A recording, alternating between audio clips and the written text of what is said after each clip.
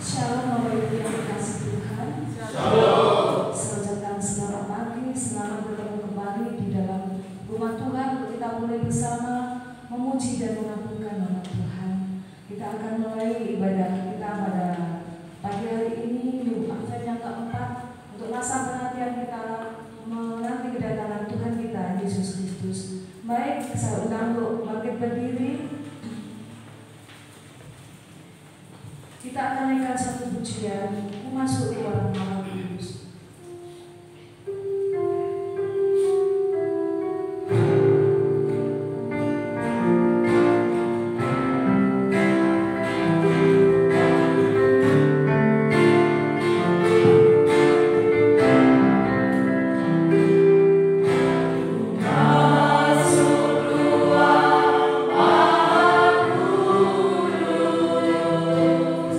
Gerhana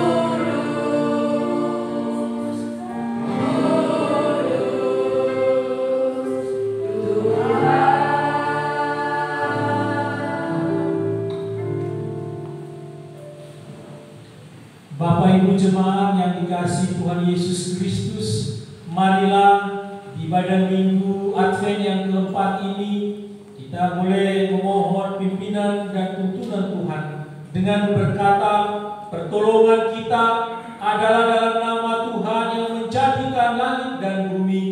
Kasih karunia dan damai sejahtera dari Allah Bapa kita dan dari Tuhan Yesus Kristus menyertai kami. Amin. Silakan.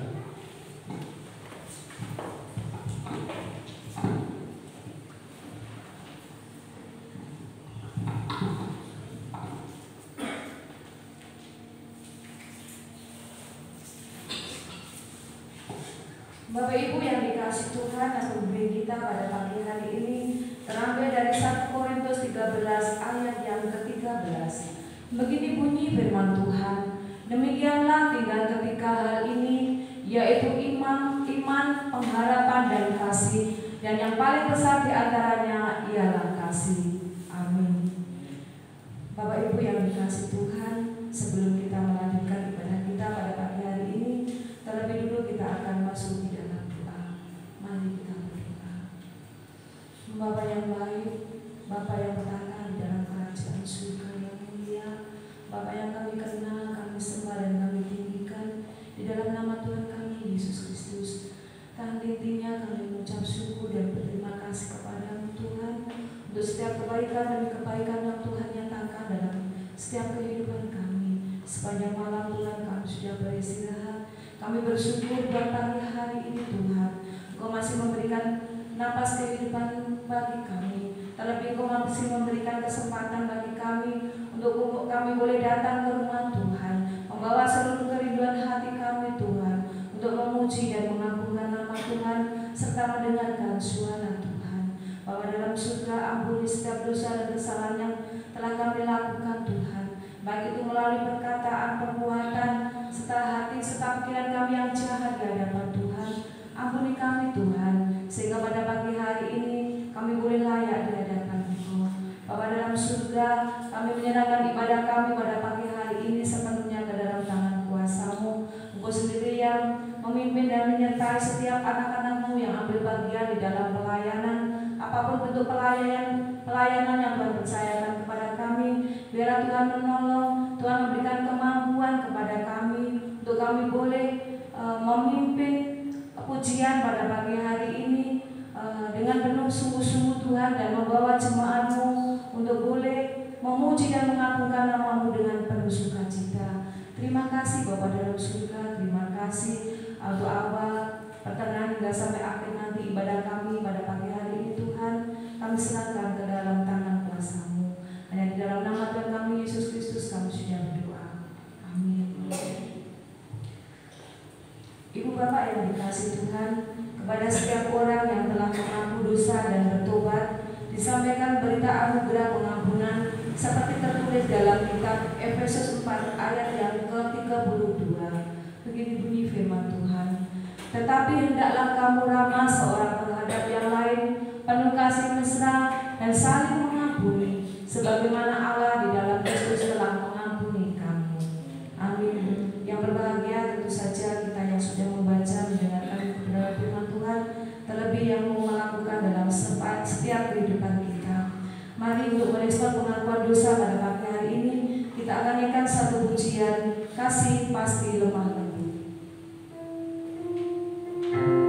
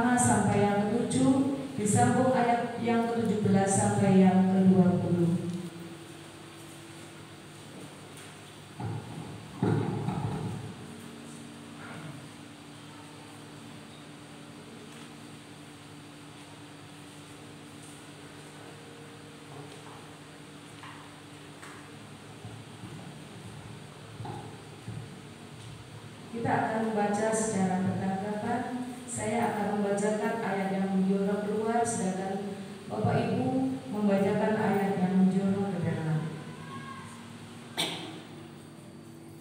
Mazmur 80 ayat yang pertama sampai yang ke-7, disambung ayat yang ke-17 sampai yang ke-20. Begini bunyi firman Tuhan. Doa untuk keselamatan Israel.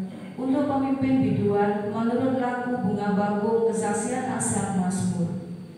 Hai gembala Israel, pasanglah telinga.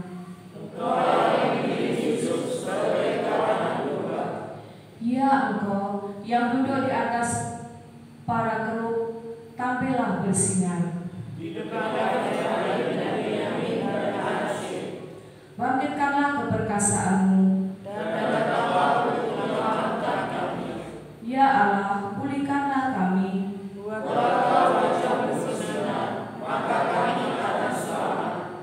Tuhan Allah semesta alam,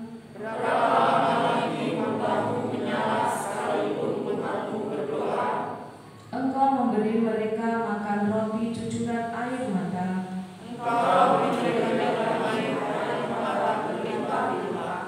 Engkau membuat kami menjadi pokok percederaan tetangga-tetangga kami. Dan musuh-musuh kami mengolok-olok kami. Mereka telah membakarnya dengan api dan menebangnya.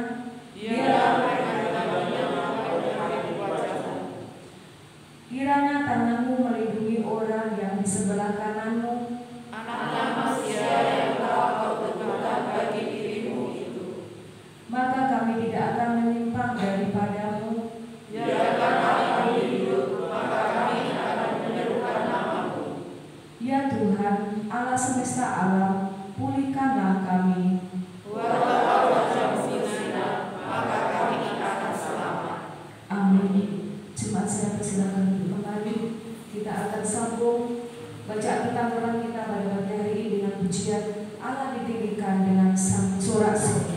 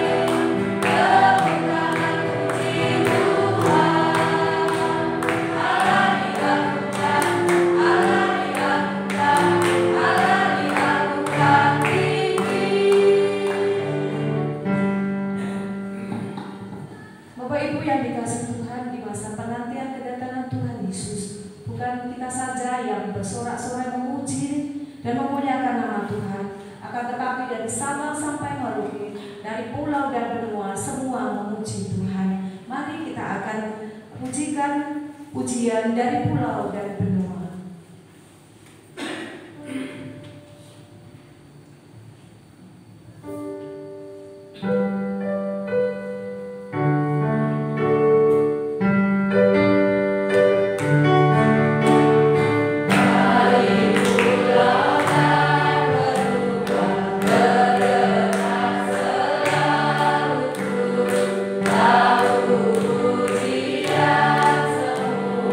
Bagi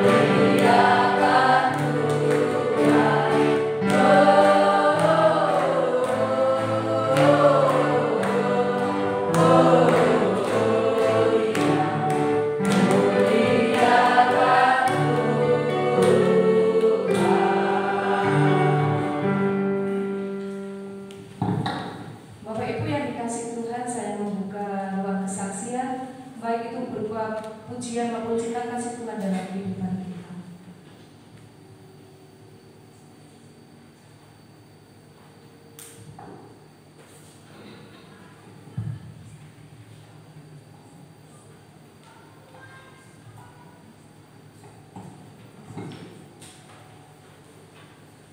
Shalom Bapak Ibu yang dikasihi Tuhan. Bersyukur untuk kesempatan pada pagi hari ini kami boleh menyaksikan cinta kasih Tuhan. Jika mau kami ada pada saat ini, itu semua karena anugerah Tuhan, karena penolong yang tidak pernah gagal menolong kami. Dan kami sekali lagi kami mengucapkan terima kasih kepada sudah memimpin penentuan pernikahan anak kami, dan juga Bapak Ibu Gembala dan semua jemaat yang sudah mendukung kami dalam doa, dalam tenaga dan pikiran, sehingga semuanya boleh berjalan dengan baik. Itu karena Tuhan tidak pernah meninggalkan kita semua, dan Tuhan selalu memberikan, khususnya kami, Tuhan selalu memberikan kekuatan. Kami akan menyaksikan cinta kasih Tuhan melalui pujian, bahwasanya segala perkara dapat kutanggung di dalam Dia yang memberi kekuatan.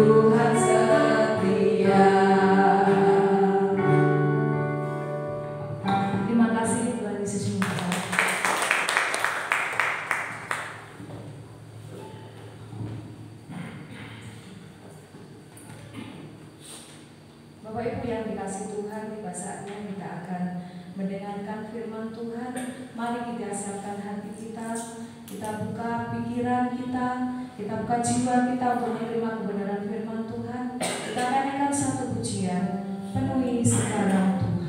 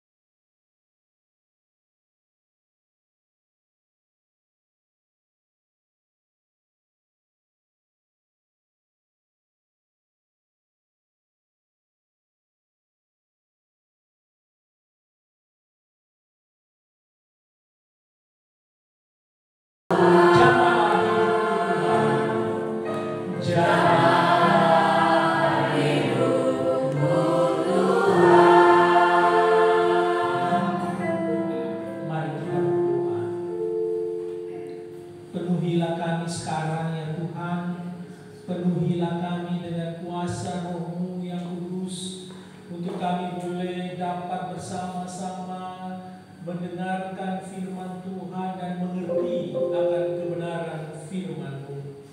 Karena dengan kebenaran firman Tuhan itulah kami boleh dijamah, dan hari demi hari kami boleh mengalami pembaharuan di dalam kehidupan kami. Mari berfirmanlah kepada kami, berbicaralah kepada kami pribadi lepas pribadi. Baik hamba yang menyampaikan, Bapak Ibu jemaat yang mendengarkannya, kami rindu bersama-sama diberkati oleh firman Tuhan. Di dalam nama Tuhan Yesus Kristus, firman yang hidup itu kami berdoa. Amin.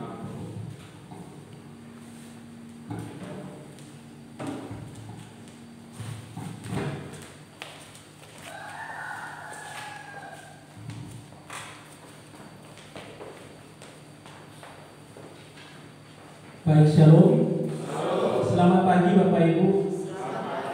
Ya, puji Tuhan, kita bersama-sama sampai di Minggu Advent yang keempat atau yang terakhir sebelum kita bersama-sama akan merayakan Natal, kedatangan Kristus, di dalam mengingat dan merayakan peristiwa yang telah terjadi 2022 tahun yang lalu.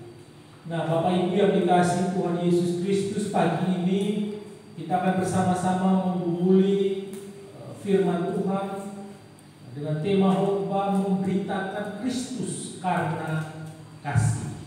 Mari kita buka Alkitab kita dari Filipi pasal 1 ayat 12 sampai ayat 19.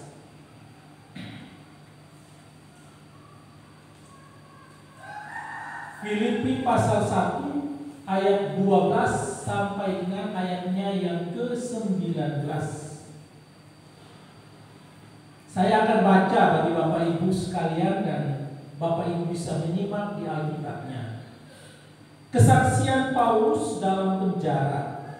Aku menghendaki saudara-saudara supaya kamu tahu bahwa apa yang terjadi atasku ini justru telah menyebabkan kemajuan Injil, sehingga telah jelas bagi seluruh istana dan semua orang bahwa aku dipenjarakan karena Kristus, dan kebanyakan saudara dalam Tuhan telah beroleh kepercayaan karena pemenjaraanku, untuk bertambah berani berkata-kata tentang firman Allah dengan tidak takut. Ada orang yang memberitakan Kristus karena dengki dan perselisihan, tetapi ada pula yang memberitakannya dengan maksud baik. Mereka ini memberitakan Kristus karena kasih, sebab mereka tahu bahwa aku ada di sini untuk membela Injil. Tetapi yang lain karena kepentingan sendiri dan dengan maksud yang tidak ikhlas. Sangkanya dengan demikian mereka memperberat bebanku dalam penjara.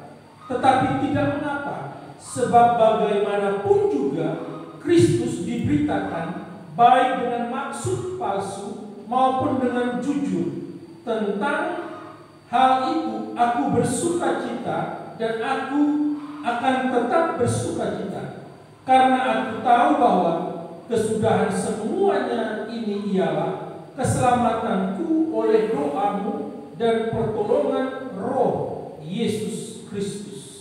Amin. Demikian jauh pembacaan firman Tuhan kita pada pagi ini. Kita yang berbahagia adalah kita yang membaca, merenungkan serta melakukannya di dalam kehidupan kita hari lepas hari. Demikianlah tinggal ketiga hal ini, yaitu iman, pengharapan, dan kasih. Dan yang paling besar di antaranya ialah kasih. Ibu bapak yang dikasihi Tuhan Yesus Kristus, kalau kita berbicara tentang kasih, tentu kita tahu bahwa hanya kasih Kristus sajalah yang sempurna di dalam kehidupan setiap manusia. Kasih tanpa pamrih, kasih yang rela berkorban, bahkan dia menyerahkan nyawanya untuk menyelamatkan kita manusia yang berdosa. Nah, kalau kita berbicara tentang kasih yang hanya tadi dia yang paling utama, itu menjadi hal yang benar karena tidak ada hal lain yang bertahan dalam dunia ini. Iman pun juga, pengharapan pun juga, semuanya akan berlalu, tetapi kasih itu tidak akan berlalu. Nah, oleh karena itu kita bersama-sama dituntut dan diajarkan untuk memberikan kasih yang telah kita terima dari Kristus itu kepada sesama kami. Bahkan ketika nanti kita masuk di dalam kehidupan di mana kehidupan itu semakin sulit oleh karena dunia semakin kuat, dunia semakin jahat, dunia semakin tidak lagi percaya dan mengenal Allah. Disitulah kita menunjukkan bukti kasih Allah itu kepada dunia, kepada sesama kita. Sehingga orang akan melihat Allah di dalam setiap perbuatan kasih yang kita sampaikan kepada mereka. Nah, di dalam bacaan ini kita tahu bahwa Tuhan ini pakai Paulus untuk berkeliling memberitakan Injil. Bahkan di dalam Kisah Para Rasul itu ada perjalanan misi pertama, misi kedua, dan misi ketiga. Untuk apa? Untuk membangun jemaat-jemaat yang percaya kepada Kristus, untuk memberitakan firman, menguatkan orang Kristen yang telah percaya, dan lain-lain yang menjadi tugas Paulus. Nah, Paulus sendiri kita tahu bahwa bagaimana latar belakangnya. Dia yang dulunya adalah orang yang begitu semangat untuk menghabisi orang percaya atau orang Kristen, tapi kemudian dia ditangkap dan dipakai Tuhan untuk memberitakan tentang kasih Kristus. Kalau Paulus belum mengalami kasih Kristus, dia tidak mungkin berkeliling dari satu pulau, dari satu kota ke kota yang lain untuk memberitakan kasih Kristus itu. Tidak mungkin. Nah, sekarang yang kita baca di sini juga berbicara tentang bagaimana Paulus ini sedang dalam keadaan di penjara. Bahkan ada kemungkinan dia akan dijatuhi hukuman mati, dan benar sampai nanti di Roma nanti dia akan dijatuhi hukuman mati. Kelihatannya si jahat benar, karena orang nomor satu di garis depan dalam pemberitaan Injil itu ditangkap dan dipenjara. Kelihatannya Tuhan kalah, gereja juga rugi karena kehilangan satu orang misionaris yang luar biasa. Tetapi apakah benar demikian? Nah, mari kita melihat bagaimana Paulus tetap terus bersuka cita di dalam dalam keadaan dia di penjara. Ada orang-orang yang tidak senang pada Paulus di dalam ayatnya yang ke-15. Ada orang yang memberitakan Kristus karena dengki dan perselisihan, tetapi ada pula yang memberitakannya dengan maksud baik. Mengapa di ayat 2:15 ini menyampaikan demikian? Karena ada orang-orang yang giat mengabarkan Injil dengan maksud untuk memperberat beban Paulus di dalam penjara. Itu rencana mereka. Tetapi seharusnya itu menjadi masalah yang buruk bagi Paulus, tetapi justru berakibat lain. Masalah yang Paulus hadapi di dalam ayat 12, aku menghendaki saudara-saudara supaya kamu tahu bahwa apa yang terjadi atasku ini justru telah menyebabkan kemajuan Injil. Jadi orang yang dengki, yang iri tadi beranggapan bahwa ketika Paulus di penjara sudah tidak ada lagi yang akan memberitakan Injil. Tapi justru di ayat 12 dikatakan dengan keadaannya justru ada kemajuan. Di dalam bahasa itu dikatakan dipakai prokopen yang menunjukkan pada kemajuan ekspedisi atau bicara tentang sepasukan tentara. Nah, bagaimana Injil bisa maju dalam keadaan Paulus ketika dia di penjara? Paulus di penjara, tapi ia terus mengabarkan Injil. Ia mengabarkan Injil kepada para penjaga penjara atau tentara yang secara bergiliran bergantian untuk menjaga penjara tersebut. Ini benar-benar seperti apa yang dia sampaikan di dalam 2 Timotius 2 ayat 9. Dikatakan, aku menderita, malah aku dibelenggu seperti seorang penjahat, tetapi firman Allah tidak terbelenggu. Jadi ada orang yang dengan maksud untuk memenjarakan dia supaya Injil itu stop dan tidak ada yang memberitakan, tapi justru mereka salah. Semakin dia di penjara itu juga dia memberitakan Injil. Berbanding terbalik ya dengan keadaan kita saat ini. Kita tidak terbelenggu, tetapi terkadang firman Tuhan itu terbelenggu oleh kita, karena kita tidak menjadi saksinya. Kalau saya tanya Bapak Ibu mengasihi keluarganya, mengasihi orang-orang terdekat, Ibu Sulit, Ibu Sunan, Ibu Ari, dan juga Bapak Ibu jemaat yang lainnya, kalau saya tanya mengasihi pasti akan katakan, ya Pak, kami mengasihi. Kalau mengasihi, jadilah saksi bagi keluarga. Beritakanlah Injil. Tetapi ini yang tadi saya katakan bahwa berbanding terbalik dengan keadaan Paulus, dia di penjara tetapi Injil tidak bisa dipenjara. Dia terus memberitakan Injil. Nah, banyak sekali ya orang-orang yang pernah di penjara lalu bersaksi bahwa saya menemukan Tuhan justru di dalam penjara. Saya berjumpa dengan Tuhan justru ada di dalam penjara. Karena apa? Karena ada orang-orang yang terus datang untuk memberitakan Injil kepada orang-orang yang tertawa. Nah, akibat dari pemberitaan Injil yang Paulus lakukan, orang-orang banyak yang bertobat. Tujuannya Tuhan jelas. Yang awalnya menjadi masalah atau bencana atau persoalan, tetapi justru dengan membiarkan Paulus masuk penjara, dengan membiarkan Allah membiarkan Paulus di penjara, justru untuk menyelamatkan orang-orang yang ada di penjara untuk mendengarkan kasih Allah, mendengarkan berita Injil. Yang kedua, orang lain juga banyak yang makin giat memberitakan Injil. Dengan Paulus di penjara, banyak juga yang mulai timbul misionaris atau penginjil atau jemaat yang juga bersemangat melayani. Di dalam ayatnya yang ke-14 dikatakan, dan kebanyakan saudara dalam Tuhan telah beroleh kepercayaan karena pemenjaraanku, untuk bertambah berani berkata-kata tentang firman Allah dengan tidak takut. Karena mereka tahu bahwa Paulus tidak bersalah. Paulus orang baik, Paulus orang benar. Mengapa dia di penjara? Wah, itu justru membuat yang lain, jemaat yang lain juga semangat. Bahkan ada yang menjadi percaya oleh karena pemenjaraan Paulus.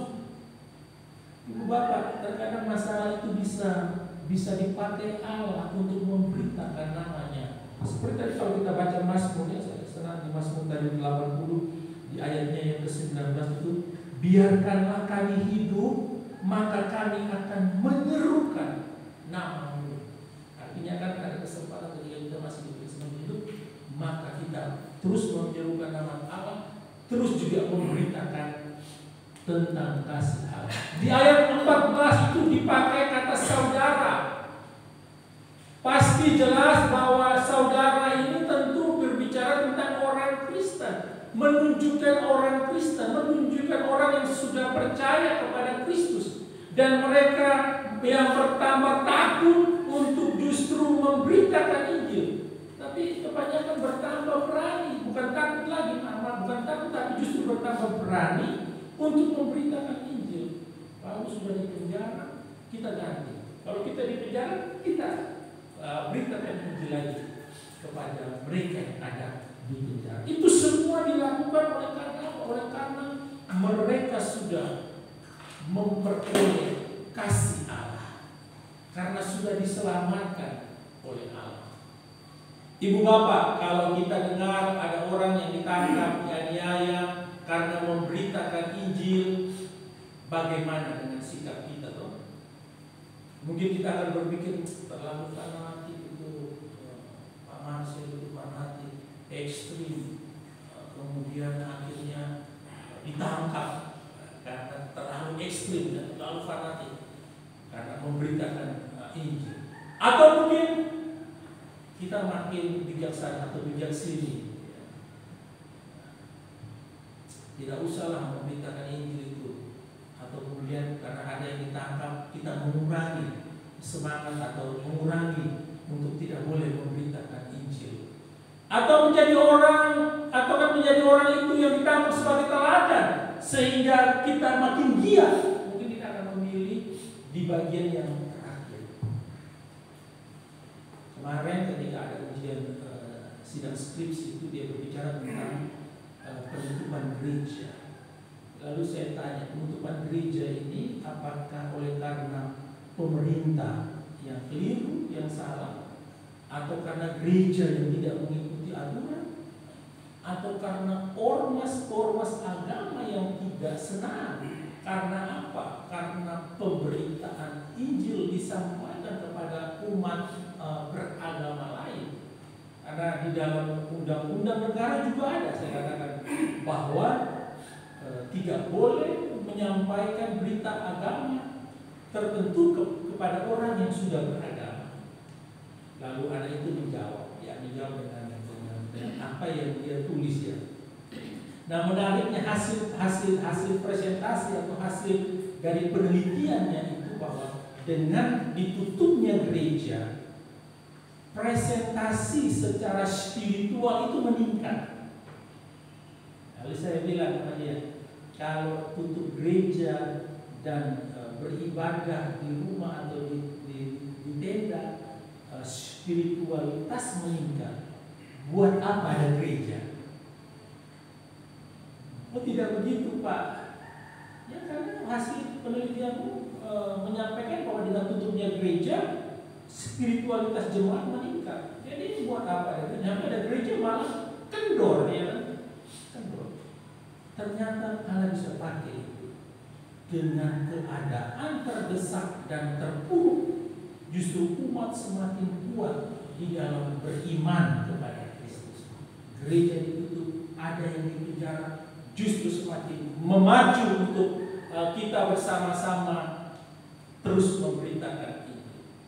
Kemudian mereka yang memberitakan Injil ini dibagi menjadi dua golongan. Nah, ini yang tadi saya baca di ayat 15 dan ayat 16. Golongan yang motivasinya benar di ayat 15b, 16a dan juga ayat 18. Di ayat 15b dikatakan, tetapi ada pula yang memberitakannya dengan maksud baik. Di ayat 16a, mereka ini memberitakan Kristus karena kasih. Dan di ayat 18, tetapi tidak mengapa, sebab bagaimanapun juga Kristus diberitakan, baik dengan maksud palsu maupun dengan maksud jujur, tapi sampai di Kristus diberitakan. Mungkin mereka melihat penginjilan dalam penjara menjadi dalam gereja ini menjadi terbengkalai. Mereka melihat penginjilan dalam gereja terbengkalai karena ditinggal oleh Paulus, maka mereka berusaha memberitakan Injil untuk menggantikan Paulus. Ini yang dikatakan mereka yang menyampaikan dengan maksud yang baik. Jadi kalau kita ada yang tidak bisa melayani, tidak bisa memberitakan firman, maka ada yang siap menggantikan. Kemarin beberapa pemuda juga tanya, Pak, kalau pas Pak khotbah tiba-tiba sakit, sebelum khotbah sakit siapa yang ganti? Ya yang ganti ya yang pengurus, untuk siap memberitakan Injil atau firman. Atau mungkin yang sudahlah itu tugas Pak Marsir ya, tidak khotbah ya, kita pulang saja, gitu. Atau dalam pelayanan lain, dalam bentuk-bentuk yang kecil ya, WL, ya singer, yang main musik dan lain sebagainya. Kalau ada yang tidak bisa kan kita selalu bilang cari ganti. Ada yang belum siap, cari ganti, supaya benar-benar siap untuk menyampaikan pesan-pesan Tuhan, baik melalui ujian maupun melalui permainan musik maupun melalui khotbah. Nah, golongan yang kedua yang terakhir ini golongan yang motivasinya salah. Di ayat 15a dan ayat 17 dan 18. Ayat 15a dia katakan ada orang yang memberitakan Kristus karena dengki. Ayat 17 dikatakan tetapi yang lain karena kepentingan sendiri dan dengan maksud yang tidak ikhlas. Sangkanya dengan demikian mereka memperberat bebanku dalam penjara. Dan di dalam ayat 18b dikatakan, baik dengan maksud palsu maupun dengan jujur. Tentang hal itu aku bersukacita dan aku akan tetap bersukacita. Jadi ada yang memberitakan juga, tapi motivasinya salah. Motivasinya salah. Apa yang mereka ajarkan, apa yang mereka sampaikan, ini benar-benar Injil yang murni. Di dalam konteks surat Filipi, Bapak Ibu ya. Mengapa disimpulkan bahwa apa yang mereka sampaikan ini adalah benar-benar Injil Yesus Kristus, walaupun motivasinya tidak benar? Itu dikarenakan bahwa Paulus tidak dengan tegas memarahi atau menentang mereka. Begitu banyak ayat-ayatnya, ada 2 Korintus 14 ayat 11 sampai 2 Korintus 11 ayat 4 sampai 5, bagaimana Paulus itu memarahi ajaran sesat, menghancurkan ajaran sesat. Dengan ayat 13 juga Galatia 1 ayat 6 sampai 9, Filipi 3 ayat 2. Bagaimana Paulus menentang ajaran-ajaran yang tidak benar dan tidak ramah. Coba kita baca di Filipi 3 ayat 2.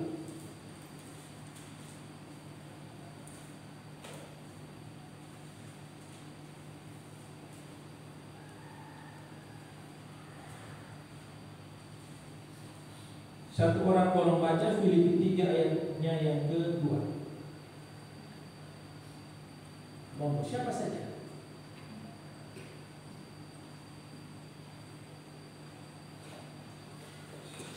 Ya silakan Bu Sulis. Filipi 3 ayat yang kedua, hati-hatilah terhadap anjing-anjing, hati-hatilah terhadap pekerja-pekerja yang jahat, hati-hatilah terhadap penyunat-penyunat yang palsu. Ya, terima kasih Bu. Jadi kalau itu ajaran sesat, tidak benar, Paulus akan berkata dengan demikian. Anjing-anjing, hati-hatilah terhadap pekerja-pekerja jahat, hati-hatilah terhadap penyunat-penyunat yang palsu.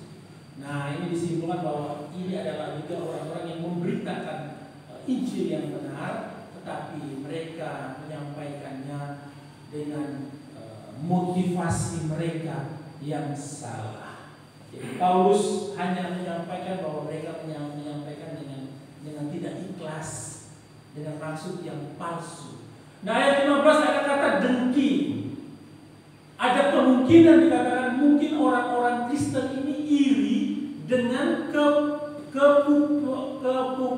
kepopuleran Paulus, sehingga akhirnya tidak senang dengan Paulus. Kepopuleran itu ya, kepopuleran Paulus, sehingga akhirnya tidak senang. Mereka tidak senang dengan Paulus karena Paulus semakin populer. Apalagi dia adalah orang baru.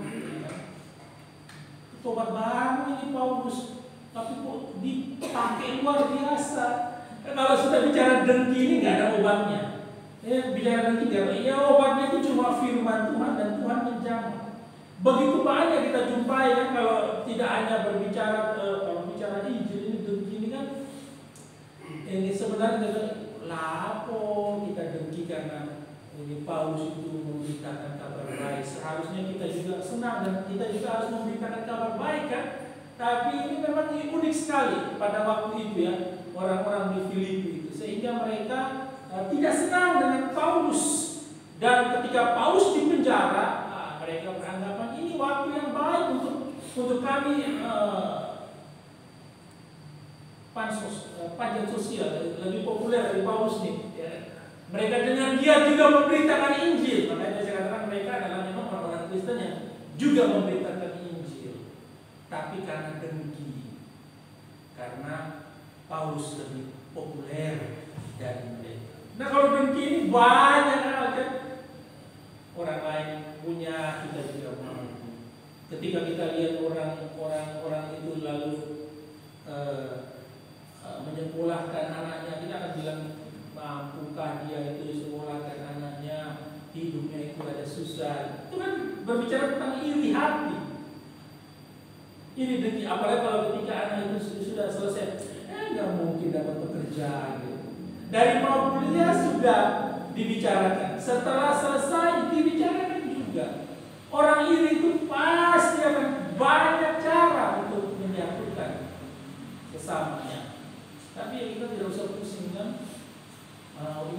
seperti apapun, tetap berjuang. Saya ingat mama saya berkata, ya walaupun kita hanya punya toko yang kecil, tetapi puji Tuhan, anak saya ini sudah menyelesaikan sekolahnya. Itu isi hati yang diungkapkan oleh orang tua. Bahkan kalau orang tua bilang, kalau saya cuma makan ikan tunjuk itu orang tua bilang itu makan dengan garam. Jadi makan nasi, taruh garam di tangan, itu ikan tunjuk. Walaupun makannya tidak pakai daging ayam, yang penting anak sekolah, anak harus punya pendidikan yang baik, anak harus selesai. Kalau tetangga iri itu sudah umum di mana-mana itu. Apalagi kalau lihat orang sukses, itu lebih lagi pasti pakai kesugihan itu sukses. Ya kan gitu kan? Aku mau kuliah, mampu nggak bayar uang sekolah? Setelah selesai nggak mungkin dapat pekerjaan. Nanti setelah dapat pekerjaan lalu bisa mencukupkan kebutuhan keluarganya, itu pasti pesugihan. Itu orang ini tuh nggak habis akalnya untuk menjatuhkan kita. Tapi jangan takut. Karena apa? Karena bisa saja hal tersebut Tuhan dipakai untuk justru mempermuliakan nama Tuhan atau memberitakan Tuhan di dalam keadaan hal yang demikian. Sehingga masalah, persoalan, bencana yang Paulus hadapi sampai dia harus dipenjara, bagi dia itu bukan sebuah persoalan, tapi justru supaya Injil diberitakan. Sehingga di ayat 17 dikatakan bahwa dia memberitakan Injil, walaupun rencana mereka untuk memperberat dia, tetapi justru orang-orang ini walaupun tidak senang kepada Paulus, tapi mereka cinta kepada firman, cinta kepada berita Injil. Ya walaupun tidak dibenarkan juga dengan cara mereka, ya Bapak Ibu, menghadapi seperti ini, Paulus tetap bersuka cita. Jadi mau orang benci, orang marah, orang dengki, tetaplah bersuka cita. Karena kalau kita melihat dari hal yang positif tentang kejadian yang dialami oleh Paulus, seperti kacamata yang Paulus pakai, yaitu kacamata Allah, dia katakan asal Kristus diberitakan, tak masalah saya dibenci dan didengki, tak masalah motivasinya salah. Tetapi jangan sampai ya kita lalu biar saja dia buat dosa begitu, nanti juga maksudnya untuk memberitakan Tuhan. Tidak begitu ya. Tentu tidak berarti bahwa kita boleh membiarkan begitu saja dosa ada dalam diri kita dengan motivasi yang tidak benar. Motivasi harus benar untuk juga memberitakan Kristus. Tapi kadang motivasi yang tidak benar itu yang dimiliki oleh segelintir orang untuk tidak menyenangi kita, tidak menyukai kita, justru dipakai Allah untuk bisa menyampaikan tentang siapa Dia yang sebenarnya. Jadi kesulitan kita, masalah yang kita hadapi ketika kita mengalami pergumulan, dari kacamata manusia, waduh sulit sekali orang ini, kasihan dia. Tapi justru dari kacamata Allah pakai itu untuk bisa dapat memberitakan namanya. Ya, kalau kita tetap kuat, kalau kita tetap bersuka cita, kalau kita tetap didapati memberitakan Injilnya, memberitakan namanya, bukankah itu dipakai untuk memberitakan nama Kristus supaya banyak orang mendengar dan lalu diselamatkan? Ibu bapak yang dikasihi Tuhan Yesus Kristus, mari sekarang kita tahu bahwa masalah itu bisa mendatangkan kebaikan atau membawa kebaikan. Kalau kita ini memang hanya Kristen yang belum percaya kepada Kristus atau Kristen KTP, maka masalah memang akan berakibat buruk bagi kita. Tapi kalau kita adalah Kristen yang sungguh-sungguh, Kristen yang sejati, maka Roma 8 ayat 28 itu menjadi janji yang pasti digenapi. Allah turut bekerja dalam segala sesuatu di dalam kehidupan kita untuk mendatangkan kebaikan bagi orang yang mengasihi Dia. Jadi mari melihat segala sesuatu, masalah alam, persoalan, pergumulan dari kacamata Allah, dan itu pasti membawa dampak. Apalagi jika itu membawa dampak untuk pemberitaan Injil Kristus. Sikap Paulus, ia yakin bahwa semua yang ia alami akan membawa kebaikan. Di dalam ayatnya yang ke-19. Ayat 18 yang kedua, dia tetap bersuka cita. Dan yang ketiga, ia melupakan diri, menyangkal diri. Dan ia hidup hanya untuk kemuliaan Allah saja. Sehingga kalau di ayat 21 itu dikatakan, karena bagiku hidup itu adalah Kristus dan mati itu adalah keuntungan. Dan yang keempat, yang terakhir, ia berusaha maksimal dimanapun dan dalam situasi kondisi apapun ia berada, ia tetap maksimal untuk memberitakan kasih Allah. Nah, kita belum sampai seperti Paulus di penjara. Kondisi kita masih bebas. Tapi bagaimana kita bisa dan berani memberitakan kasih Allah itu kepada orang-orang yang kita kasih. Ibu mengasihi keluarga ibu, jadi saksi. Beritakan ibu mengasihi ibu, suami ibu, jadi saksi. Adik mengasihi orang tua, jadilah saksi. Pak Yadi mengasihi cucu mantu, besok jadilah saksi. Dalam segala situasi dan kondisi kita harus berani memberitakan kasih Kristus, sehingga ketika dia datang kelak yang kedua kalinya, dia mendapati kita tetap memberitakan tentang namanya sebagai Tuhan dan Juru Selamat. Jangan kita hanya yang sendirian menerima kasih itu lalu diselamatkan, tapi beritakan itu juga kepada orang-orang yang kita kasihi, orang-orang yang terdekat. Terus menyampaikan. Kalau kita belum bisa menyampaikan dengan kata-kata, kita bisa menyampaikan dengan tindakan, perilaku, sehingga itu berbicara keras, berbicara kuat tentang Injil.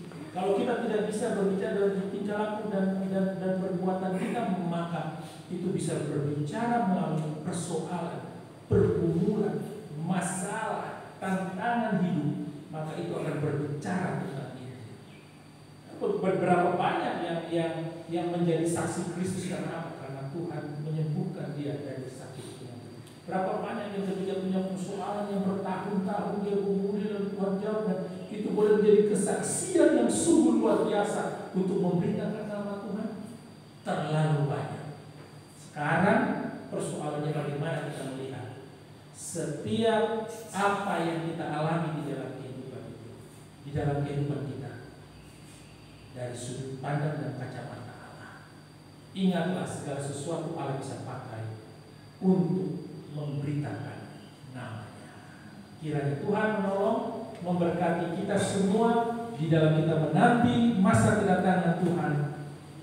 Teruslah memiliki kasih Kristus yang telah kita peroleh, sehingga dengan kasih Kristus yang kita peroleh, kita juga dapat membagi kasih itu kepada sesama kita.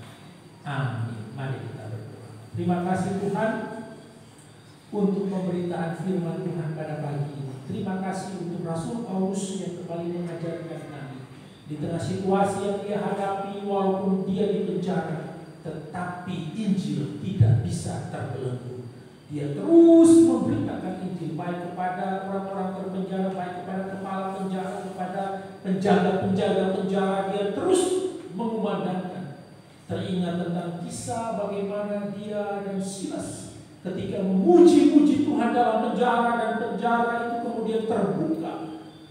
Dia punya kesempatan untuk lari, tetapi dia memilih untuk tetap taat kepada hukum yang berlaku.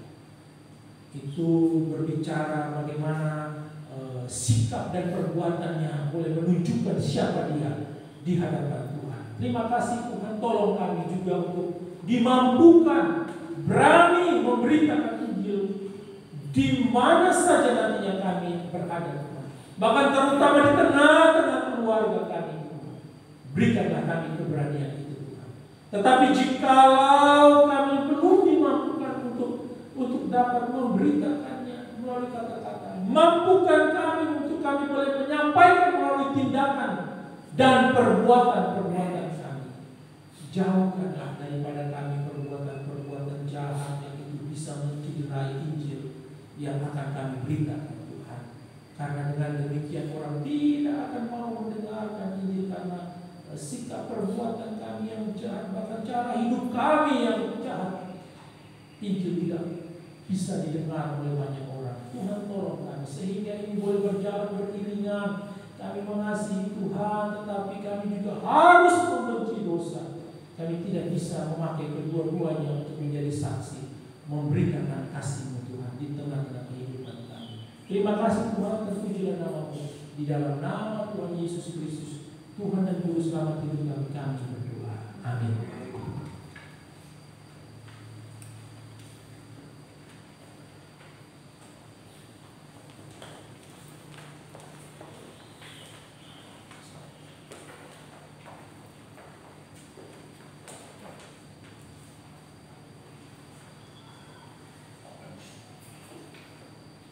Demikian Bapak Ibu yang dikasih Tuhan, firman Tuhan yang begitu indah, yang berbahagia tentu saja kita yang sudah mendengarkannya, mau menyimpan dalam hati, merenungkan serta melakukan dalam setiap kehidupan kita. Dan biarlah melalui firman Tuhan pada pagi hari ini, Tuhan menolong kita dan memampukan kita untuk terus menceritakan kasih Tuhan kepada orang-orang yang kita kasihi. Amin. Bapak Ibu yang dikasih Tuhan, saudara kembali berdiri.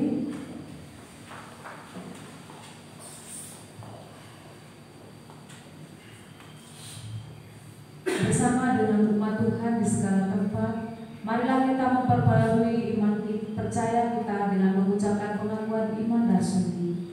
Aku percaya kepada Allah, Bapa yang Maha Kuasa, Khalil kami dan bumi, dan kepada Yesus Kristus, Anaknya yang tunggal Tuhan kita, yang dikandung daripada Roh Kudus, lahir dari anak darah Maryam, yang menderita sengsara di bawah pemerintahan Pontius Pilatus, disalibkan, mati dan dikuburkan, turun ke dalam kerajaan maut. Pada hari yang ketiga, bangkit pula dari orang mati, naik ke surga, duduk di sebelah kanan Allah, Bapa yang Maha Kuasa, dan dari sana Ia akan datang untuk menghakimi orang yang hidup dan yang mati. Aku percaya kepada Roh Kudus, gereja yang kudus dan hak, persekutuan orang kudus, pengampunan dosa, kebangkitan orang mati, dan hidup yang kekal. Amin. Jemaat dipersilakan duduk kembali di bahasannya, kita akan masuk dalam doa syafaat. Baik, mari kita dudukkan kepala kita dan kita mengangkat doa syafaat kita. Terima kasih Bapa di surga untuk kebaikan Tuhan di dalam hidup kami. Pada pagi ini Tuhan kami bersyukur dan berterima kasih untuk semua yang Tuhan kerjakan di dalam hidup kami sepanjang minggu yang lalu Tuhan. Dan kami tetap berada dalam keadaan sehat tanpa kekurangan suatu apapun. Semua itu oleh karena pertolongan Tuhan semata. Terima kasih juga Tuhan, kami boleh dapat juga melalui setiap persoalan dan pergumulan di dalam kehidupan kami. Dan jikalau belum selesai, kami juga percaya bahwa segala sesuatu itu akan mendatangkan kebaikan bagi kami masing-masing, pribadi lepas pribadi ataupun keluarga lepas keluarga.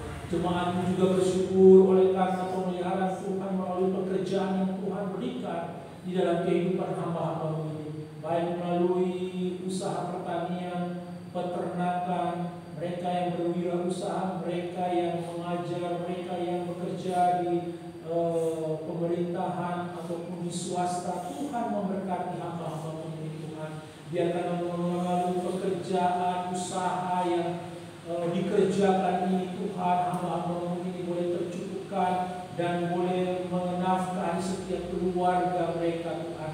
Terima kasih Tuhan Yesus, kami juga bersyukur dan berterima kasih Tuhan oleh karena ibadah dan perayaan Natal yang boleh berjalan berlangsung kemarin dengan baik. Tuhan, semua boleh selesai, dan kami berdoa biarlah setiap kegiatan acara kemarin boleh dapat memberkati jemaat Tuhan maupun tamu undangan dari saudara-saudara kita yang beragama lain. Tuhan, mari memberkati kiranya bulan dengan penuh sukacita dan firman boleh berbicara di dalam setiap hati hamba-Mu ini. Tuhan, terima kasih Tuhan, menerangkan firman-Mu dan jadikanlah kami saksi-Mu di dalam setiap kehidupan kami, di mana saja nantinya Tuhan menempatkan kami. Kami juga bersyukur untuk anak-anak kami yang juga telah selesai mengikuti ujian tengah semester. Tuhan akhir semester, Tuhan memberkati anak-anak kami. Apapun hasil dan nilainya, kami percaya bahwa semua pasti mendapatkan yang terbaik oleh karena persiapan dan belajar yang mereka lakukan. Tuhan, baik anak-anak SD sampai kepada anak-anak kami yang ada di perguruan tinggi, Tuhan memberkati mereka. Dan juga kami menyerahkan apa yang boleh menjadi cita-cita mereka dapat mereka raih di dalam Engkau, ya Tuhan.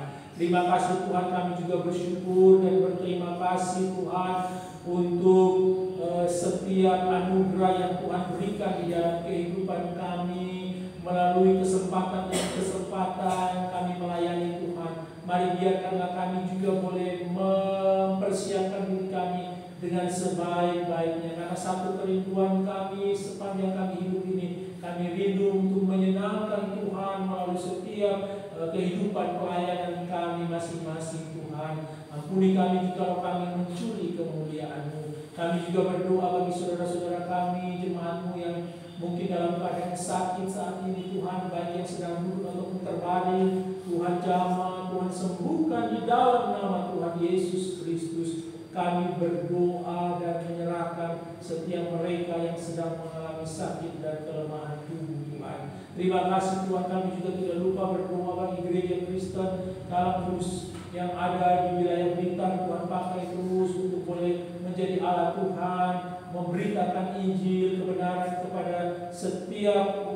orang yang ada di sekitar setiap pos dan gereja. Tuhan, mari memberkati Pak Buyung sebagai ketua dan setiap seksi pelayanan yang ada. Tuhan, memberkati dan mengurapi hamba-Mu ini. Terima kasih Tuhan Yesus. Tidak lupa kami juga berdoa untuk kondisi dan keadaan negara kami. Mari memberkati terus dan memberkati hari demi hari. Tuhan, pulihkan keadaan bangsa ini. Tuhan, jikalau kami juga kemarin mendengarkan adanya teror, bom bunuh diri di Jawa Barat, Tuhan tolong biarkanlah Indonesia tetap dalam keadaan kondusif, jauhkan dari perpecahan, jauhkan dari mereka yang ingin memecah belah, bahkan mengambil alih pemerintah negara ini dan mendirikan negara-negara lain. Kami berdoa menolaknya di dalam nama Tuhan Yesus Kristus. Kiranya Tuhan menolong negara kami, memberkati pemimpinnya dari presiden, wakil presiden, memberkati sampai kepada setiap mereka yang ada di daerah-daerah, baik itu RT maupun RW. Tuhan Yesus memberkati. Terima kasih Tuhan, terpuji-pujilah nama-Mu Bapa di surga. Kami juga berdoa dan menyerahkan setiap persiapan kami untuk memasuki tahun yang baru. Tuhan, menolong kami sehingga kami boleh benar-benar meninggalkan setiap hal-hal yang tidak baik dan berkenan di hadapan Tuhan di tahun ini, dan kami memulainya dengan hal yang baru di dalam Engkau. Tuhan, bahkan kami berdoa untuk persiapan kami juga untuk menyambut tamu yang akan datang di tanggal 25. Tuhan, menolong kami, biarkanlah kami boleh juga menjadi saluran berkat Tuhan di setiap keluarga yang akan datang mengunjungi di hari Natal. Tuhan, memberkati setiap rumah demi rumah jemaat-Mu ini Tuhan, sehingga biarkanlah kami boleh membagi berkat Tuhan melalui setiap tutur kata dan kehidupan kami. Tuhan, terpujilah nama-Mu Bapa. Inilah doa dan sembahyang kami demi Yesus Kristus. Kami menyerahkan setiap pergumulan yang kami bawa ke hadapan hadirat Tuhan, dan kami percaya Tuhan akan menjawabnya tepat pada waktunya. Di dalam nama Tuhan Yesus Kristus, Tuhan dan Juru Selamat kehidupan kami, Tuhan dan juga juru syafaat kami yang sudah mengajarkan kami berdoa. Bapa kami yang di surga, dikuduskan namamu, datanglah kerajaan-Mu, jadilah kehendak-Mu di bumi seperti di surga. Berikanlah kami pada hari ini makanan kami yang secukupnya, dan ampunilah kami akan kesalahan kami, seperti kami juga mengampuni orang yang salah kepada kami. Dan janganlah membawa kami ke dalam pencobaan, tetapi lepaskanlah kami daripada yang jahat, karena Engkaulah yang mempunyai kerajaan dan kuasa dan kemuliaan sampai selama-lamanya. Amin.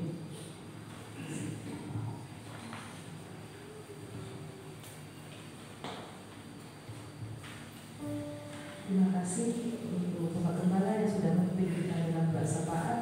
Tiba saatnya kita akan memberikan persembahan. Namun sebelumnya ada firman Tuhan tertulis di dalam 2 Korintus 9 ayat 7 sampai yang ke-8. Begini bunyi firman Tuhan. Hendaklah masing-masing memberikan menurut kerelaan hatinya, jangan dengan sedih hati atau karena paksaan, sebab Allah mengasihi orang yang memberi dengan sukacita. Dan Allah sanggup melimpahkan segala kasih karunia kepada kamu, supaya kamu senantiasa berkecukupan di dalam segala sesuatu dan malah berlebihan di dalam berbagai kebajikan. Amin. Untuk petugas kantor kolektor dengan kasih Kristus, Ibu Tuti yang membedakannya, persembahan kita iringi dengan pujian terima kasih Tuhan.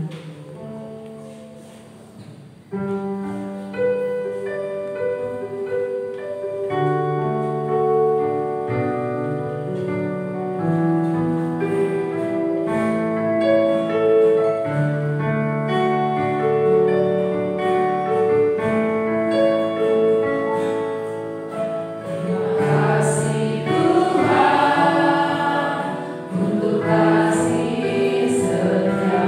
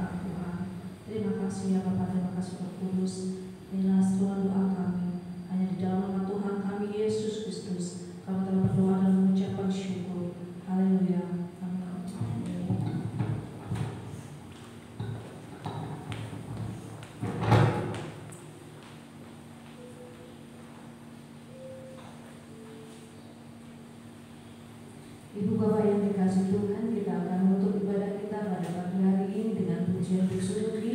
Puji Allah Bapa Putra diteruskan doa berkat oleh hamba-Nya. Jemaat saya untuk bangkit berdiri.